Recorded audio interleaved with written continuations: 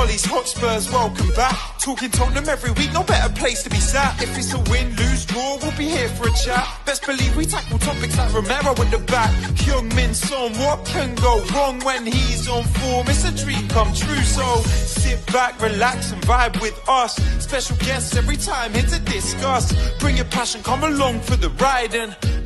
Hello and welcome to another episode of Hollie's Hotspurs Live, where tonight, once again, we've got another loss to dissect and kind of go through, because Spurs at the minute are not really on any sort of form. But with me to do so, I am joined by two fabulous guests. So first of all, Gary, it's great to have you back on the show, my friend. How are you? Yeah, I'm doing well. Thank you for having me again. It's just a shame that I have to talk about a Spurs defeat. Hopefully we can start picking up some points here and there, but yeah, appreciate having me. No worries. Like I say, apologies. We've got to go over another loss. But sadly, I can't control Spurs at the minute. And it's great to have on the show Luke back again. Once again, how are you? Yeah, I'm good. To be honest, it's been the first show I've been on of anybody's for a long time. So yeah, no, it's good to be back. And look, it is a loss to dissect, but it's always good to feel a little bit better, isn't it, when you get to discuss it? Oh yes, I do love a therapy session. A therapy session on the Monday is the new one. Like Yvette has said here, another therapy session. That is what we're doing at the minute. But like I say, thank you to everybody that's tuning in live, that's going to rewatch this. Make sure you hit the like, the subscribe button, get your comments in the comment sections live, and we can kind of hopefully ping them up on the screen, because we know how awful I am at being able to do two jobs at once. But regardless, get your comments in and I'm sure we'll be able to talk about them in more detail. But obviously, let's dive straight in. And I think I'll come to you first, Gary, because obviously that's another loss, but another loss at home. It is very frustrating at the minute. Yeah, very. That's 2 wins now in the last 21 at home. That's essentially a full season without a win at home. It's very worrying times. I was having a watch of some old videos yesterday, actually, of Pochettino and Terry Venables' era and things like that, all the way back to when I first started, and just looking at White Hart Lane, and I keep thinking to myself, kind of quite miss it in a way, because we really built that into a place that was quite difficult to come to.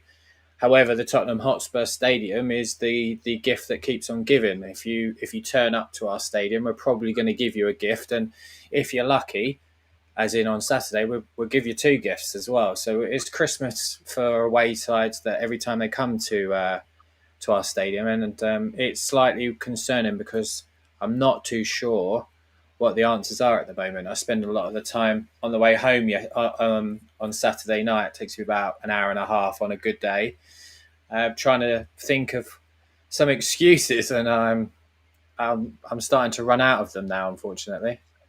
I think this is the biggest thing, because we'll get on to Frank a bit later on, but for me, I am also running out of kind of excuses for him. But Luke, I'll come to you first, because obviously, overall thoughts on the game. It was at home, and I feel like we've already spoken already on the show that home form is not great at the minute. But what was your kind of take, obviously, from the whole kind of game in general?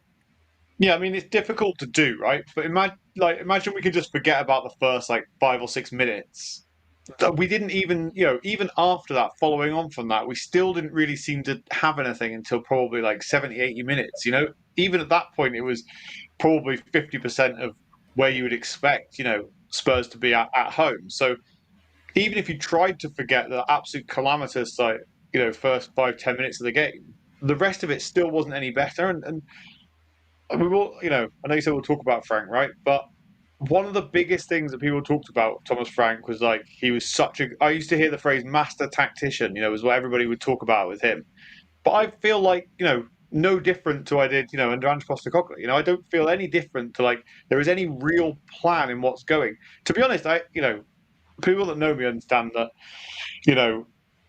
I really, really did like Ange Postecoglou, and I was, still a bit annoyed that he's gone. But my point with at least with him, you could kind of understand what was going on. With Thomas Frank, it just seems to be every single starting 11 is completely different. Every time I see the starting 11 come out, I just don't see any kind of theory. Sometimes on a weekend, you'll see what could be a full strength team. Then in Champions League, it looks like certain players aren't playing, and it looks kind of like a weakened side, but yet we're playing in the Champions League. It's all a bit bizarre at the moment.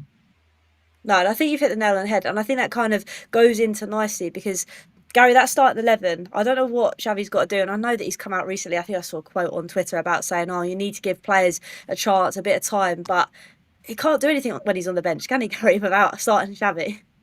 No, and you've got to play through these things. I understand and get that he's struggling, maybe isn't the right word, but he's still adapting to the physicality of the Premier League. And we can all see that there is a very physical in comparison to the rest of Europe. And he's trying to adjust to that. It doesn't help. They can't adjust to it if he's not on the pitch. Um, my main worry there is I'm not too sure that Thomas Frank knows what formation or style that he wants to play right now, let alone the first 11. Because for me, especially at home, I don't want to see three players in in a diamond, which essentially we played on Saturday, and they're all similar players. Polinia and Archie Gray are essentially very similar footballers, and we could probably say Lucas Bergvall fits into that as well. He's a little bit more advanced in areas, but he was the one that went into a double pivot towards the end of the game. So we've got three players that are very similar. Why have we not got creativeness on the pitch? It's frustrating for him. It's frustrating for us. But you've got to play through tough times, and he's a quality football player. And Luke's got a brilliant shirt in the back of his little studio there of Gareth Bale. Gareth Bale was nearly sold at our football club because he was poor, and we couldn't win a game with Gareth Bale at one point. And there was a great manager that we had, Harry Redknapp, that played him through that time. He went on to be a pretty decent player in the end. You've got to play players. You've just got to, and if they're not right, then they go. But you can't let them go if you're not playing them. No, 100%. I think this is the most frustrating thing because when we've kind of got that formation, Luke, and we've seen it countless times, it's screaming out for creativity. And I know that we'll probably get onto later to the person that scored the goal, but there's a lot of players we're kind of relying on that necessarily shouldn't have to be the burden of all that creativity. Yeah, definitely. And it's tricky, right? Because he hasn't been the kind of like startling player that you would think would just come in and take the Premier League by storm. And ever since a young age of his, he's had a kind of difficult. His ceiling was so high, and then he's kind of gone from club to club and done all right. But finally, it was quite a long deal he got Spurs as well. And to look at him, yeah, he has struggled a little bit, but as Gary said, like he can't do anything if he doesn't play. And it's not like there's players on the bench who are coming in and they're playing out of their skin to make him not start in this team. It's not like there's a James Maddison in there who's going to keep him out of the squad, or a Kulusevski that could also play in that position that plays him out of the squad. And so it's so weird, right? Because he sits there and sees Archie Gray and Bergvall, and they played reasonably well against PSG. So then he's gone, we'll just stick them back in and it'll be the same again. And then of course, 2 games in a week, and it's tough on them. And it's not just them who aren't playing well. It just seems a lot of like disconnect around the whole kind of team. And I don't know if it's just a constant change of personnel. Like I don't remember a time where I've seen so many changes so constantly. And I don't know whether he just doesn't know the best starting 11, or if he's just trying to tinker with things too much. I think that's right. I think he's struggling. I think for me, he's struggling because he's not used to playing 2 games in a week, playing a game every 3 days. He's now being snappy in press conferences, whereas he wasn't doing that before, and he's looking like it's draining a little bit. He hasn't ever had the experience of playing games every 3 days, and that's got to be difficult, and especially difficult coming into a club that was already split on his appointment. There was already a good chunk of that fan base that didn't want Ange Postecoglou to leave. So he's come in already, 1 foot, not even in the door when somebody's people and saying we don't want you. And now he's lost that the chairman's left, and he's got a number of players out injured. The best player, one of the best players ever we've had, leaves. He doesn't get a replacement, and he's got to do 2 games in 3 days. He's not done that before. And there's my excuses I'm making for him just by not meaning to make excuses for him. But it's got to be difficult. And he's really himself to blame, because I'm sure the three of us and the hundreds of people that are watching this, we could pick an 11, and bet you most of our 11s are pretty similar. We've got to play. You've got to play your most creative players on that football pitch. And Xavi Simons to me has to be playing. I think that's the weirdest thing. We've gone from one extreme to the other. I remember every week, I know exactly how Ange's going to play this. I know who's going to be on the team sheets. And now, again, not really understanding what Frank's going to do and when he's going to do it. And I think that's the thing. I think you have hit the nail on the head, both of you, in terms of he has got a lot more games to kind of sort around. And we'll get back to Frank, but I do want to obviously talk about the game, because those 6 minutes pretty much was the game, Luke, wasn't it? I mean, the first goal, I'll let you kind of explain it. I mean, what were your kind of takes on it and thoughts on it? Yeah, look, I'm not going to be too harsh on the first goal because I think, Bergvall goes to kind of intercept the ball and it just goes the wrong side of him. Like it was a genuine attempt to try and win the ball at the edge of the box and do whatever from there. But instead it, falls to Tete and he, hits it. It's a deflection and it goes in. It could have gone anywhere, and don't really put any fault to anyone for that goal. I mean, as mad as it sounds, right, and might get some petals for this, but as soon as it falls to any player at the edge of the box, I'm always like, oh, go on, have a little hit from there, see what happens, and then it goes in, and I'm like, oh, right, maybe we shouldn't. We shouldn't do that, but I don't think you can do much about too much about the first goal. But the second goal, we'll talk about in a bit, I suppose. But Yeah, well, that one will definitely need a lot of dissecting. But Gary, that first goal, I mean, I think the frustrating thing for me is I know we've spoken heavily about the midfield and him not necessarily understanding what's the best one to work, but we seem to give players so much time on that edge of the box to do what they want in free will. Oh, you're on mute, Gary. We did it. Sorry, I was trying to be like clever then, but it didn't work. We did it twice on Wednesday as well. By the way, we did it on the first goal for Vitinha. We weren't switched on enough to close him down, to see that there's actually three players on the edge of the box. And equally in the second half, we didn't do it again to him when he did it for his second goal. And then on Saturday, there's two players in and around the initial pass. I don't know who the assist was from, but there was two Tottenham players around him. And Lucas Bergvall's tried to intercept it. He's just been outdone by the pass. And again, we've got a player just walking to the edge of our box. We are the gift that keeps on giving. It is Christmas. And if you go on the edge of our box, we're going to probably give you a chance to score.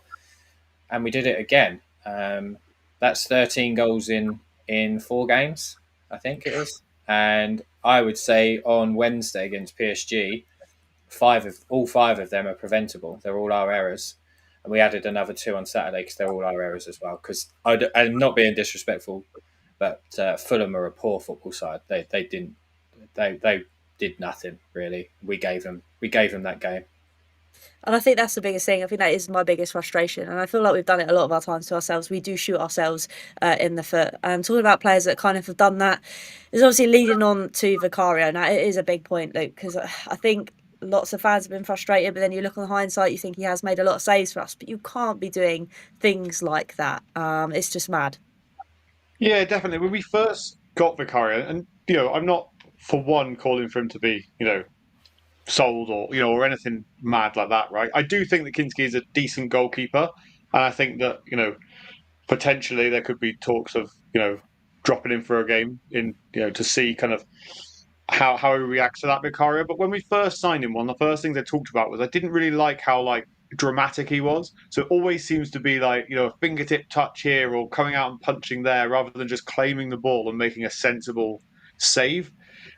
That's my only issue with him. He seems to be I don't really know the right phrase to use, but I'm going to use the phrase Instagrammable goalkeeper. He wants to be kind of on socials and people watching the videos of him, and rather than just being a goalkeeper, they talked about it on where I was watching the game on Saturday night, and they said no one's ever scored from the stands was what the phrase that they used, like the commentators, and it's true. If he just kicks it into the stand, then nothing happens, right? He can get back to his goal, players can get back into position, and so on. Look, what an unbelievable finish it was from Harry Wilson from where it was.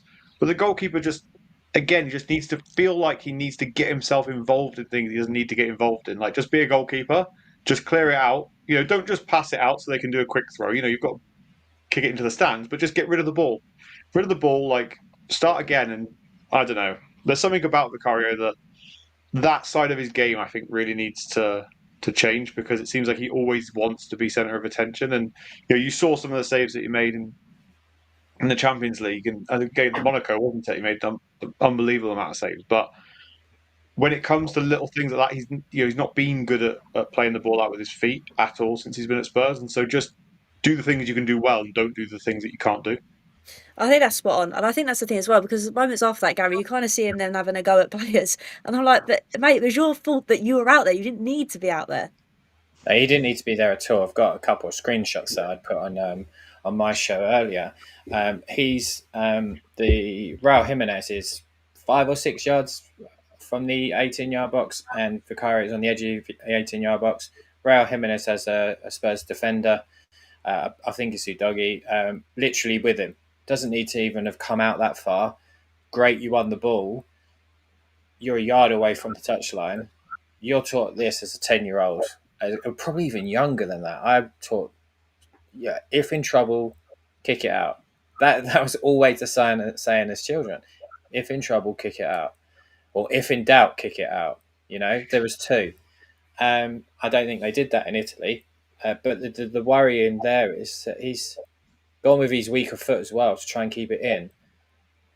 I think he's obviously panicked, and he's obviously realised we're 1-0 down here, and we need to go for it as quick as we can. We need to get that goal back, and he's just an absolute blunder.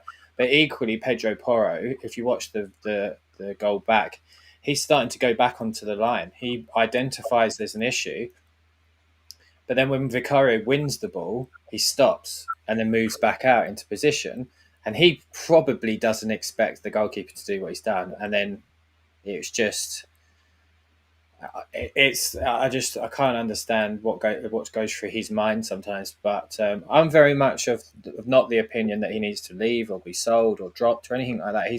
He's going to make mistakes, but he keeps us in games. You look at Monaco, for instance, he kept us in that whole game. He pulls off some absolutely unbelievable saves. So we have to chalk this down to another error. And we have to support him through it, and in hope that he improves. Because ultimately, if he doesn't improve, he will be moved on. That's just the nature of the business. And I think the weird thing is, I feel like I'm having deja vu, because I think last year we were talking about goalkeepers and the fact that our players in front of us are making silly kind of mistakes. Now we're seeing Vicario do the same thing. Luke, do you think that's kind of what's happening? The kind of mentality at the club at the minute, although we've got past that kind of we've won things, it's kind of reverted back to people being unconfident and not having that kind of belief that they can go and do something in the game. Yeah, maybe. I don't. It's got to be hard, right? And as much as digging into Frank a little bit, like it's got to be hard going from one extreme to the other. From Ange Postecoglou, and then he goes, and then coming to Thomas Frank's game. But by now, as a professional footballer, you should have already, quite quickly become established with how to play the system and so on. So I don't know. We didn't start great, right? But if Lucas Bergvall manages to intercept the ball and Vicario doesn't come flying out of his goal, it's 0-0. It's like two really simple things that happen that, after that, okay, Mickey van der Ven keeps us in the game, and there's a few other things that happen. But I think at that point we're already the players are absolutely gone, because they're 2-0 down and they have the shell shock to have absolutely no idea what's going on. But I don't know. I don't know how you get out of something like this really at the moment, because it just seems to be, relentless, doesn't it?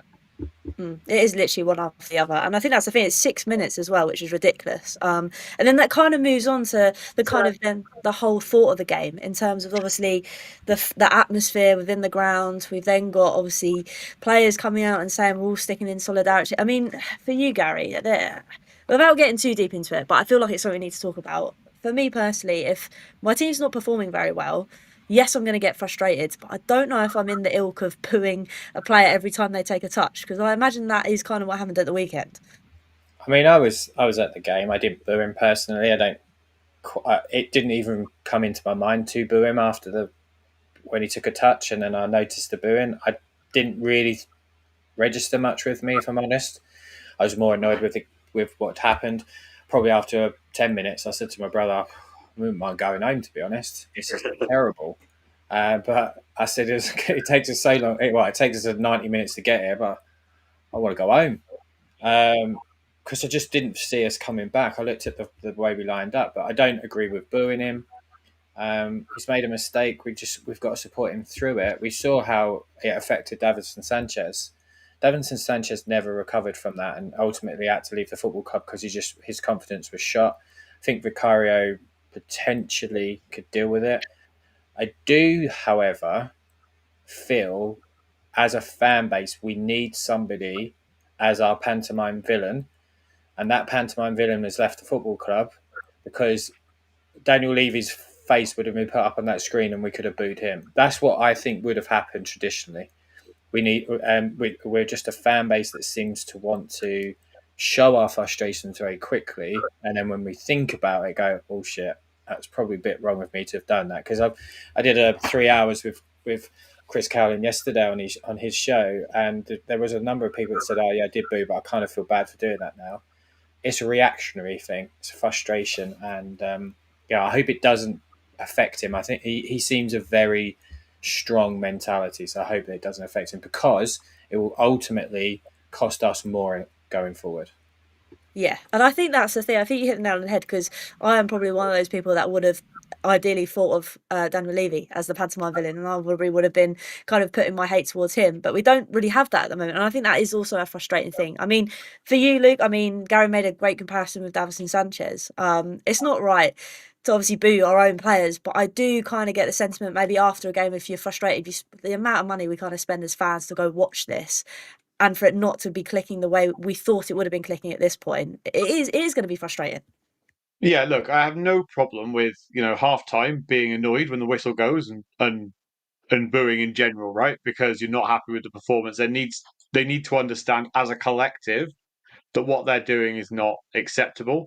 And you do pay a lot of money and so on. But booing an individual player that is you're apparently a fan of, that plays for your team, I just think like you get nowhere with that. It's a bit. I don't like it at all, really. But people that do it, look, who knows, right? It's 8 o'clock at night on a Saturday. Maybe a few too many people have been to the pub. I don't know, right? And Oh yes, but it's a bit like doing something else, right? And then going, oh, well, I didn't mean to because I had too many pints or whatever, whatever the argument is. So there's no excuse for doing something that you shouldn't be doing anyway. So I don't know. But look, at halftime, full time, do all you like. If you're not happy with the performance, that's, I've got no issue with that. But individual players, it's a bit iffy for me, to be honest. Yeah, I think it is a bit too much, and I do get it because it is expensive to go, and especially for like where I don't live outside London now. If I go to a game, it is literally an all-day thing, and you Yeah, get yeah, yeah. frustrated if players aren't doing that. So I do 100% get it. I just think it is a bit off going directly for a player because we've done it before and it hasn't ended very well. But with that kind of in mind, that kind of led me on to another thing that I noticed on Twitter, and I know Twitter isn't the fountain of all knowledge, but it was interesting to see, Gary, and it kind of leads on to this atmosphere thing that at the end of half time, the players kind of gathered around in a circle, all walked off together, which again is another kind of worrying sign that maybe they do know what they're doing, and it's kind of a sign of solidarity in terms of to the fans that doesn't matter, we're going to ignore the noise and try and play our way, but it doesn't seem to be working, does it? no. The way you can ignore the noise is putting the performance on the pitch. We wouldn't be booing you if. Look, I didn't boo. I'm very much of if I'm upset or angry, I kind of go into a shell. So if something bad's happened, there's not a huge amount of emotion. I'll probably put my head in my hands. And I was at half time thinking, like, in my head, I need to think of an excuse or a way that we can fix this. Not that I can make any difference, but that's just how I am. But I appreciate they're in together solidarity. I struggled with it as well. But the way they can deal with that is putting the performances on the pitch, and they're not doing it. And to then come out and say, "Oh, we want to remind," or "I want to remind you, 6 months ago we won the trophy." I don't mean to be rude, but I don't care what you did 6 months ago. I want to know what you did 6 minutes ago, and I guess that is a bit of a mentality of, what have you done for me now, mentality. But it cost me £80+ to sit there on Saturday, and in 6 minutes we're losing 2-0, and we had two shots on target after that. we've had, as I said at the beginning of the show, 2 wins in the last 21. Some people pay £2,000 for a season ticket. That's £1,000 a win. That's It's £1,000 a win.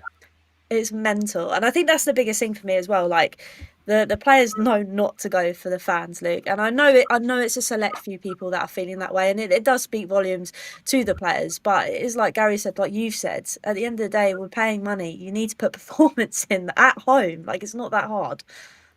Yeah, I don't think. Look, when you put in a poor performance, I really don't think you can then have a go at the fans. Unless something, unless somebody or a small selection of the fans are doing something completely, outrageous, right? Then I can understand, players coming forward and talking about it. But you know, I also don't really want to see statements, like you see it from Bruno Fernandes a lot, like, oh, we're really sorry and we'll do a bit more and we'll try our hardest. I don't really want any of that bullshit either. I just want players to show it on the pitch. I mean, regardless of what's going on and regardless of the tactics that you're playing and the changes in personnel, like the one thing I want to make crystal clear is these players are professional footballers, you know, to be able to understand how a game is going and change to be able to cope with that situation should be second nature.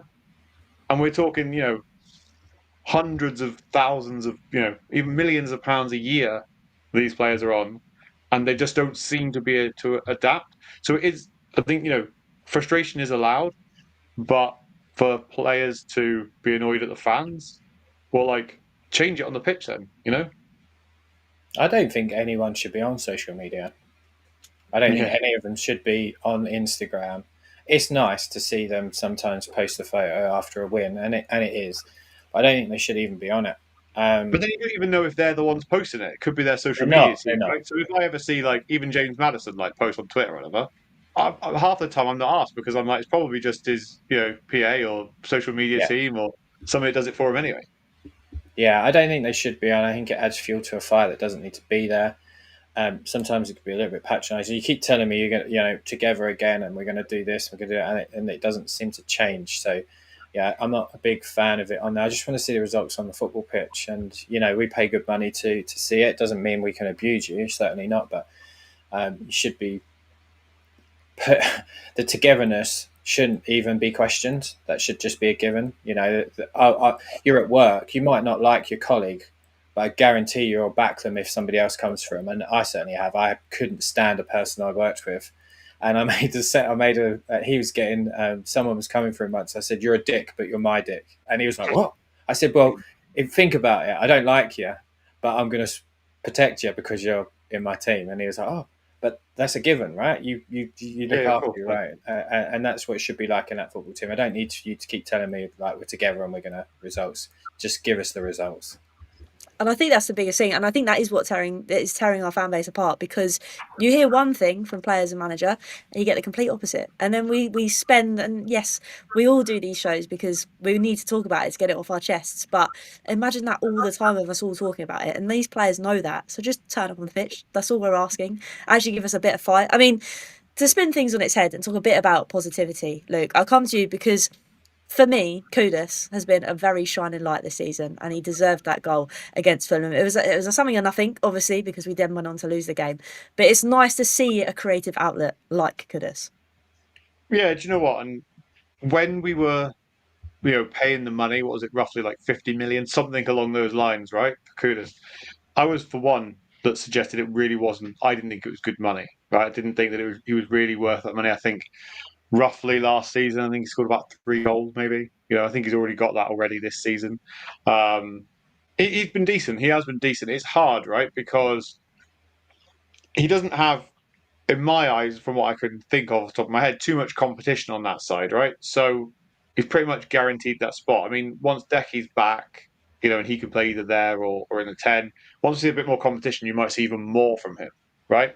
But he definitely is playing it well. And I think something that we've missed for a long time is somebody who's willing to take a player on, willing to kind of. He's also got a little bit of trickery as well. He's not over the top of it, and he doesn't lose the ball. Even on Saturday, a couple of touches and then a back heel back to Pedro Porro. It's nice to see, and then he was willing to take on that strike, and it was a good finish.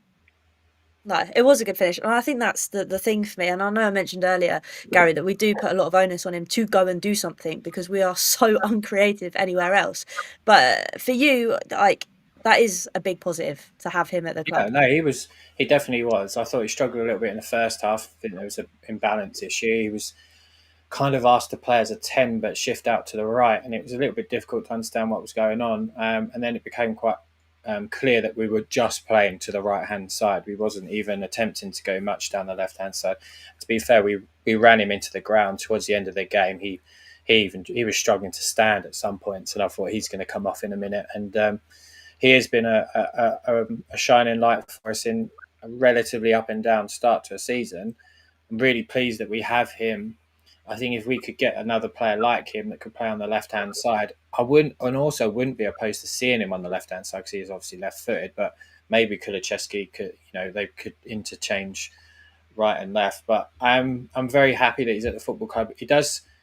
We as Tottenham fans, we need somebody that can get us off our feet. And I go back to Luke's the great player that he's got behind him in his video there of Bale. When Gareth Bale got that ball, that stadium just rose because there was expectance. And I think that Mohamed Kudus isn't there yet, but I think he certainly can. There is an expectation of when he gets that, I'm on my seat, I'm thinking, okay, something's going to happen here. And Tottenham, we want that. And I'm pleased he's at the football club, and let's hope we can keep him fit. But we need to help him. And I think that having Xavi Simons and Kulusevski, Maddison, Solanke in it, and Kolo Muani at full fitness around him is only going to make him better because he's going to have more space to play in.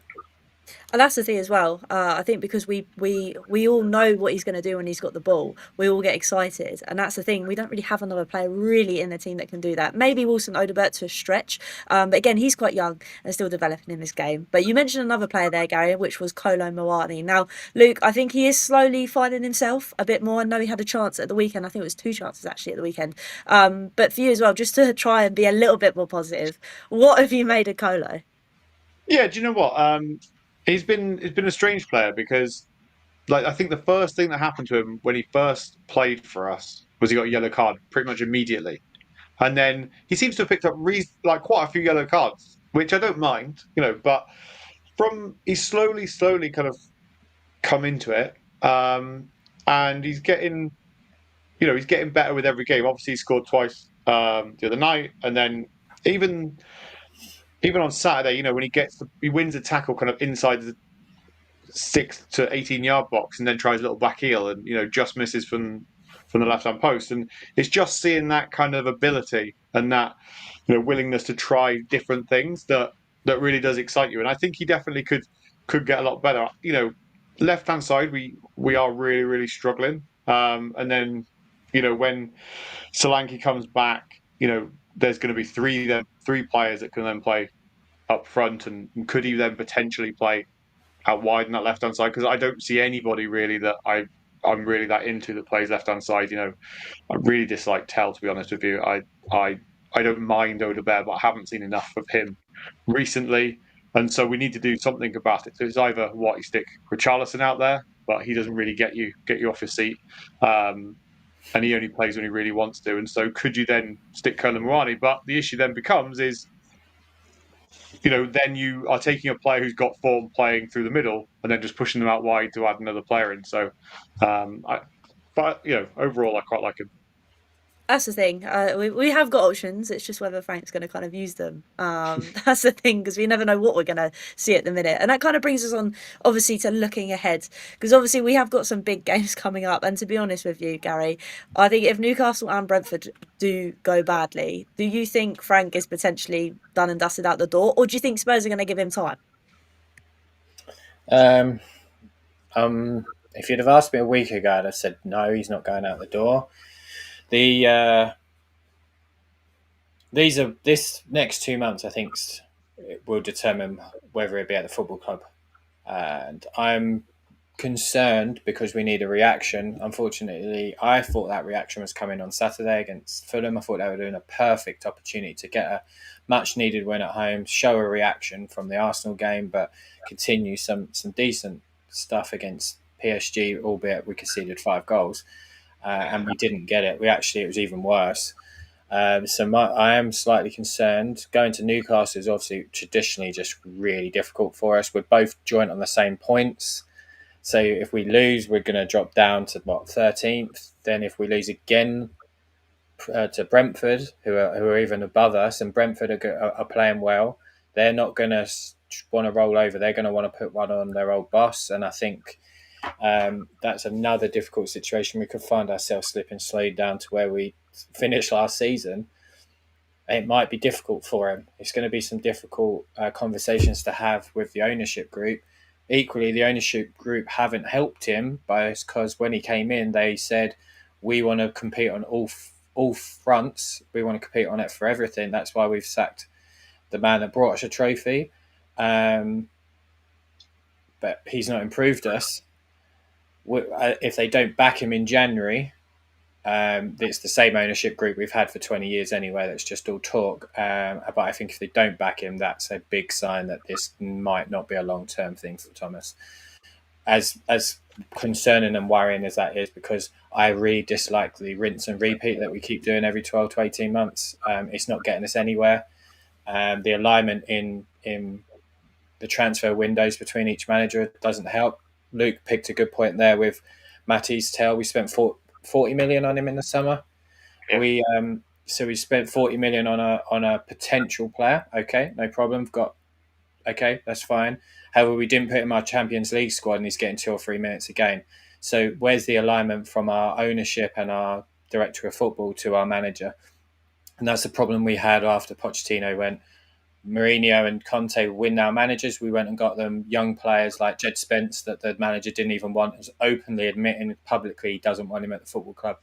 So yeah, we this 2 months, December and January, is going to be a big. I think he'll get January, but this is going to be a very, very pivotal time, I think, for us long term. No, I think that's a great shout, and like we said, because we've all kind of said that we need kind of reinforcements, Luke. But do you think he's going to last that long? Do you think? I don't know. There's a weird thing going on because, like, I would say, unlike a lot of managers, like I believe Frank, whether they were his players or not, was like financially backed. In the summer, I think we spent a lot of money. The Tell thing's bizarre to me because it was, without getting into him, right? I mean, he didn't play very well at all when he was on loan, in my opinion. And then you just go out and be like, oh yeah, it's definitely worth spending 40 million on. Like there was money that could have been spent elsewhere. But look, it's not Frank's fault. Like it's a weird one because I don't think that it was a good idea to bring in Thomas Frank. Like all along, my idea was like give Ange Postecoglou another season, and we've heard it all before. But Mauricio Pochettino's got a contract with USA until the end of the 2026 World Cup. See how that goes, and then all the stars align. He comes back, everyone's happy. That's what I thought was going to be Daniel Levy's saving grace, right? But then as soon as you bring in a Thomas Frank, you're then like, oh, this needs to be our manager for the next 3 to 4 years because he's going to have to build. He's going to have to establish himself at a top club, playing Champions League football. But it's got to a point where I'm just not sure how easy it's going to be for him to turn this around. At least with Ange, he had, or at least I had that feeling, well, he has a reputation of winning. And so therefore, there's always that kind of thought process. I said for a long, long, long time last season that we were going to win the Europa League, right? And with Thomas Frank, I just obviously don't get that. So if we're not winning in the league and we're not doing so well in the cups, then what is there to salvage? But with the ownership group, Daniel Levy was there pretty much until the end of the transfer window. And so this will be the first transfer window without him. So if I'm playing devil's advocate, probably would be worth giving Thomas Frank that time to allow the ownership group to establish themselves and say, this is now who we are, and this is now what we're going to be like moving forward. If this January transfer window comes and we spend 15 million on a potential signing or a loan signing here and there, then clearly they're no better than how Daniel Levy was. And I think that's going to be really key. And I think it would be unfair to sack Thomas Frank before then. But at the same time, I don't see him at Spurs for the long term. I think in January, if there isn't an immediate signing on that left-hand side, and a player like Métis Tel doesn't go out on loan to get some minutes, Yeah. maybe an Odegaard. If we are not right now on the 1st of December looking for that left-hand side, it's the same ownership group we've had. There's no change, and it's just all speak to essentially appease us for another season or so, because they all knew that Heung-min Son was leaving, and there's clearly no plan. My thought process is that Rado Konan was brought in to play on the left-hand side because he can play there, and he played there sometimes for Juventus, and he's played there. Where did he play before PSG? Wherever it was, Frankfurt, I think. And he's played there. And that was my initial thought. But then with Solanke getting injured, it was like, okay, you might need to slot in. And then he obviously got injured. So there was obviously a stopgap there. I would have gone for Jack Grealish personally, but I thought there's a winner there. There's a Premier League proven winner, Champions League winner, and he could have come in on loan. And then we could have bring through a Mikey Moore, etc., for a longer term. I'll be interested to see when Solanke comes back if Kolo doesn't go out on that left-hand side. If he does, I think that's a good indicator that that's what he was brought for. Equally, if we don't sign somebody in January, it's a bit of a concern because I'm not sure how long Solanke's going to be out, and I don't see Maddison playing at all this season. And Kulusevski, if he comes back in March, he ain't going to play much this season. He's probably get 1 or 2 games because he's not going out to speed. So I agree with Luke. I think January is a pivotal point for him. I think he'll get that. But it's not only big for him, it's massive for this ownership group because the ENIC out banners will start again. No, definitely. And I think that's a great way to kind of look at it because I never really thought of it at that perspective. I don't know, like tonight, we've been squabbling trying to find not excuses, but some reasons to why things aren't working the way they're working. And that is quite evident. And I don't go back to saying we've had lots of injuries, but when you kind of put that in perspective, saying Kolo should have played out here, if Solanke was here, this, that, and the other, maybe Frank has come to the journey too soon. There's been too many roadblocks along the way to actually put what he wants to put. I just think it's very concerning for a lot of us to see things that he's trying and they're not working, completely not working. Maybe the Champions League is a bit of a hindrance for him. I know that sounds a bit strange. He's come in and he's not used to playing every 3 days for starters. We're a club that struggled quite a lot last season anyway, and obviously shipping a lot of goals. So he's had to try and fix that. Then he's lost a number of players, and maybe this is a slight hindrance on him to start with. But we have to be in Europe to attract these stars. We wouldn't have got Xavi Simons or Kolo Muani if we weren't in the Champions League. So I feel for him because he is a very nice guy by all accounts. And I really want it to work because I can't go through another change of manager and another cycle. It's like 5 in 5 years. We just can't keep doing it to ourselves. No, it is mental. And I think the most frustrating thing, as much as I wanted to see season 3 of Ange, I did kind of see that it was going to hit a roadblock. But the only thing I could say about that time of Ange is that everybody actually looked like they were on the same page. Regardless of whether that page looked very nice in the Prem, it got us a trophy at the end of the day. It just feels frustrating that it feels like the disconnect from the fans has happened again. There's disconnect, there's unrest in the squad, etc., etc. It's just very infuriating. But before we kind of say our goodbyes, I do kind of want to get your kind of predictions / how you think this week is going to go. So we'll do like a very quick whistle-top tour of Newcastle and Brentford. So Luke, I'll come to you first. Thoughts on tomorrow's game against Newcastle? I think Newcastle, I'm always hopeful, right? But it has been a difficult place to go. I'm going to, if we're doing predictions, probably just go for a 1-1 draw. I'll take a draw right now at that game. But I also think Newcastle are beatable this season. And, they played all right against Everton the other night. But I also think that they haven't been kind of doing as well as they should be doing. I just think if we could get somebody like Van der Ven to kind of be stuck onto Voltemada, then I think we could be onto something. Fingers crossed, because even to celebrate a point would be nice. I mean, for you, Gary, how do you see it going down? I'd love a point. I'll take it now. If you offered me a point now, I'd say yes. But I'd love to see us win, 1-0 and the ball hitting someone's arse and going in or something funny just to cheer us all up a little bit. But it's going to be a tough game. I thought the reaction needed to come on Saturday. It didn't. He desperately needs that reaction tomorrow. If he doesn't get it, it's going to be a real tough game for him at the weekend because Brentford are going to be properly up for that at the stadium that keeps on giving. So I hope tomorrow is at minimum a point, but I'm not optimistic. No, nor am I. And that obviously leads us on to that Brentford game, which will be Judgment Day. It will be a tough one, not just for Spurs, but for Thomas Frank as well, won't it, Luke?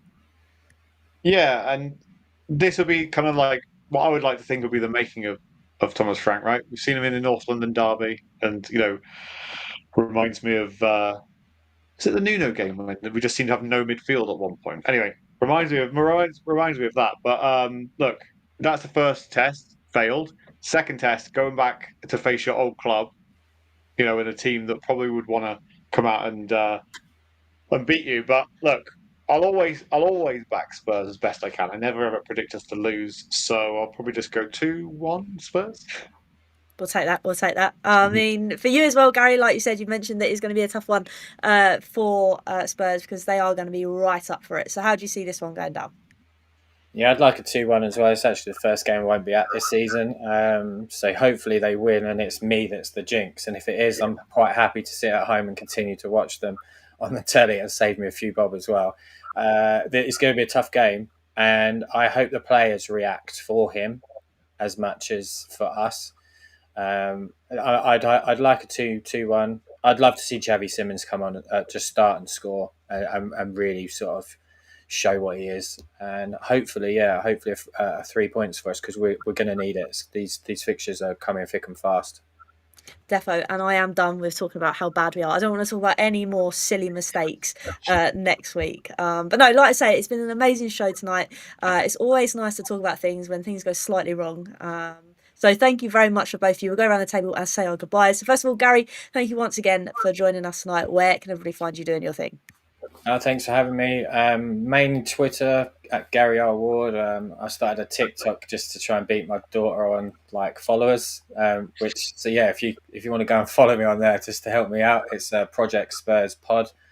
I'm just doing a few things on YouTube of my own sort of stuff now, just opinion pieces and little videos here and there. And I tried to cover Tottenham as much as I can on social media with press conferences and opinion pieces and stuff. So love to hear from other people and their thoughts and opinions as well. So yeah, do head over, but keep supporting yourselves and everything that Luke's doing as well. As much Spurs people as you can. Just please keep following everybody. 100%, because we all need to band together, especially when things are this rough. But thank you again, Gary, for joining me. And also, Luke, where can everybody find you doing your thing? It's so lovely to hear your voice again on a podcast. That's all right. I'm not really doing much anymore, but if you want to follow me on Twitter, it's still Luke_Park Lane because I haven't changed it since I ended that. But look, more importantly, just as Gary said, follow anybody that you enjoy watching or enjoy their content wherever it is. Just click follow, click like, click subscribe, wherever it is, because everybody does it pretty much for nothing, and so it takes 2 seconds to do it, costs nothing, and it just helps everybody out. So yeah. Preach. Hopefully, Luke, we can get you on some more podcasts very, very soon. Because, like I say, good company, my friend. But like I say, thank you to everybody that's tuned in tonight, that has put your comments in, that's going to rewatch this. I do really, really appreciate it. Like I say, it's nice when we win, but it's also nice to be here and chat things through when we don't win and we don't do so well. So make sure you like, share, subscribe, go follow these guys as well. We'll be back next Monday for another episode of Hollie Spurs Live. Hopefully 3 points will be in the bag, fingers crossed. But I guess until next time, come on you Spurs.